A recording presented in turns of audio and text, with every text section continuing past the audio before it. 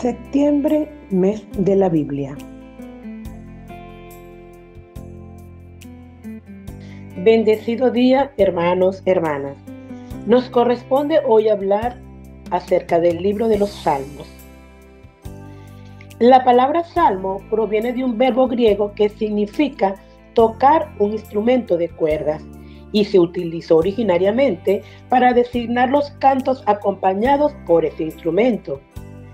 Este último se llamaba salterio, pero más tarde el nombre perdió su significación original y comenzó a ser empleado como sinónimo de libro de los Salmos. El Antiguo Testamento contiene numerosos textos poéticos con características similares a la de los Salmos. El célebre canto de Moisés, el himno de victoria entonado por Débora y Barak, la elegía de David por la muerte de Saúl y Jonatán, la lamentación de Jonás, son algunos de los muchos ejemplos que se podrían citar, pero el tesoro de la lírica cultural y religiosa de Israel se encuentra fundamentalmente en el Salterio. Una tradición judía que luego tuvo amplia difusión en la Iglesia atribuye a David la mayor parte de los salmos. Esta atribución se funda en el testimonio de los libros históricos del Antiguo Testamento que aluden repetidamente al genio musical y poético de David.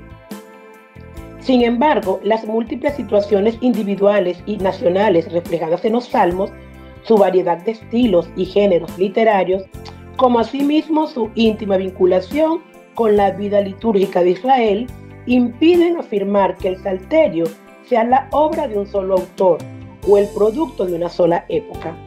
Por otra parte, dicha tradición comenzó a formarse mucho después del exilio babilónico, es decir, en un momento en que era frecuente entre los judíos poner bajo el nombre de una gran personalidad todos los escritos pertenecientes a un mismo género.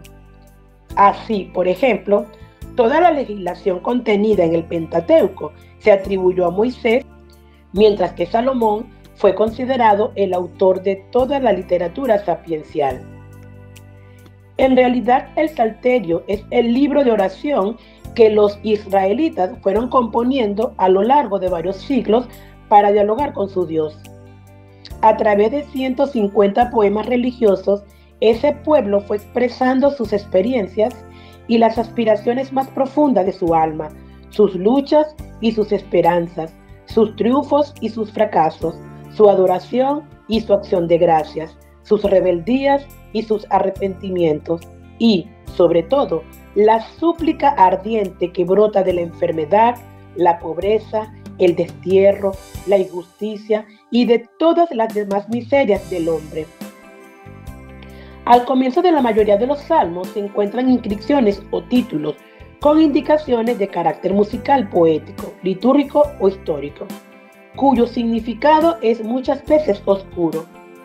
Estos títulos no provienen de los autores de cada salmo, sino que fueron agregados por los cantores del Templo de Jerusalén, a medida que los diversos poemas eran agrupados en colecciones.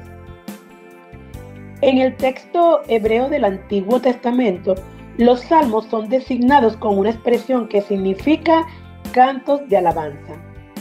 Esta designación se adapta muy bien a un grupo de salmos, pero resulta menos adecuada cuando se la aplica a todo el conjunto, ya que el Salterio incluye, además de los himnos o cantos de alabanzas, otro tipo de oración, en especial las súplicas y los cantos de acción de gracias. Los himnos expresan la actitud de adoración del creyente frente a la grandeza y la bondad de Dios. En este grupo se distinguen por su tema especial los cantos de Sión y los himnos a la realeza del Señor.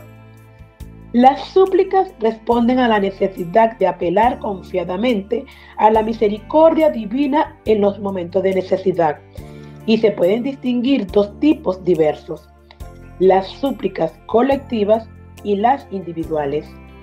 Los cantos de acción de gracias son una expresión de reconocimiento por la ayuda recibida del Señor, y también ellos se dividen en colectivos e individuales. La característica distintiva de estos salmos es el relato de los sufrimientos padecidos por el salmista y la solemne proclamación de los beneficios alcanzados. A estos tres géneros se añaden otros grupos de salmos que presentan características especiales, sea de forma o de contenido. A ellos pertenecen, por ejemplo, los salmos sapienciales y los reales. Estos últimos cobraron una especial importancia cuando fue depuesto el último de los reyes davídicos, releídos en sentimiento mesiánico. Se descubrió en ellos un anuncio profético del día en que el Señor devolvería su antiguo esplendor a la dinastía davídica y establecería un reino más perfecto aún que el de David. Dentro de dicha perspectiva mesiánica, el Nuevo Testamento aplicó estos salmos a Jesucristo, el Mesías, nacido de la estirpe de David, según la carne. Romanos 1:3. Además, existen otras formas de salmos llamadas mixtas o irregulares, porque en ellas se mezclan diversos géneros. Una dificultad particular es la que presentan las imprecaciones del Salterio, con sus violentos deseos de venganza y sus expresiones de odio contra los enemigos. Para situar esas imprecaciones en su contexto adecuado, conviene tener en cuenta, aunque sea muy someramente, quiénes son los enemigos a los que se alude en los salmos. Unas veces las imprecaciones están dirigidas contra los enemigos de Israel, es decir, contra los responsables de graves desgracias nacionales, incluso como en los casos de Asiria y de Babilonia, de la destrucción de los reinos de Israel y de Judá. Segunda de Reyes 17, 5, 6, 25, 8, 21. El orgullo nacional y la convicción de que los enemigos de Israel eran los enemigos de Dios hacen más explicables algunas expresiones, como la de los Salmos 79, 12, 137, 7, 9. Por otra parte, estas imprecaciones reproducen fórmulas más o menos estereotipadas, propias del lenguaje guerrero de la época.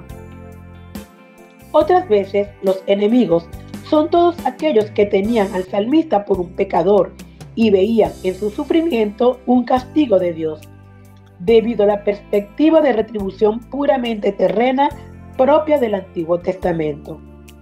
Para esa mentalidad, todo sufrimiento era una consecuencia del pecado, y los que lo padecían estaban abandonados de Dios. Consciente de su inocencia, el salmista apela al Señor para que confunda a sus enemigos. Solo así se manifestaría la justicia de Dios y la inocencia de los justos, y no se podría dudar de la protección que el Señor concede a sus amigos. Finalmente, en otras ocasiones, los enemigos son los que persiguen y oprimen a los pobres y a los débiles. En esos casos, las imprecaciones, incluso las más violentas, revelan un ansia incontenible de justicia y un legítimo anhelo de liberación que nunca pierde actualidad. Los primeros cristianos hicieron del Salterio su libro de oración por excelencia, si bien lo releyeron con un nuevo espíritu a la luz del misterio pascual. Este hecho resulta particularmente significativo si se tiene en cuenta que todos los otros elementos cultuales de la antigua alianza, el templo, el sacerdocio y los sacrificios, quedaron abolidos por Cristo, el verdadero templo, el sumo sacerdote y la única víctima agradable a Dios. Al conservar el uso de los salmos, los primeros cristianos no hicieron más que seguir el ejemplo de Cristo. Los salmos, en efecto, animaron su constante diálogo con el Padre. Un salmo expresa el sentido de su misión en el momento de venir a este mundo. Salmo 40, 8, 9, citado en Hebreos 10, 9. En sus peregrinaciones a Jerusalén, antes de iniciar su ministerio público, Jesús cantó los salmos graduales. Lucas 2, 41, 42. En la última cena entonó los salmos que recitaban los judíos al celebrar la cena pascual. Mateo 26, 30. Y en la cruz, él recurrió una vez más al Salterio para expresar su dolor y su abandono confiado en las manos del Padre. Mateo 27, 46. Lucas 23, 46, Juan 19, 28. Dios es nuestro amparo y fortaleza, nuestro pronto auxilio en todos los problemas. Por eso no tenemos ningún temor, aunque la tierra se estremezca y los montes se hundan en el fondo del mar, aunque sus aguas bramen y se agiten y los montes tiemblen ante su furia.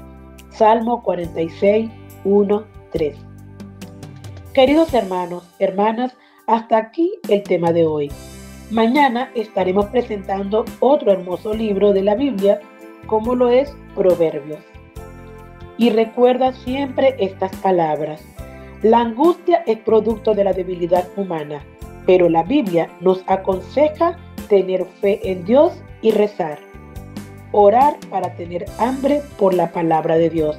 Bendiciones y hasta la próxima.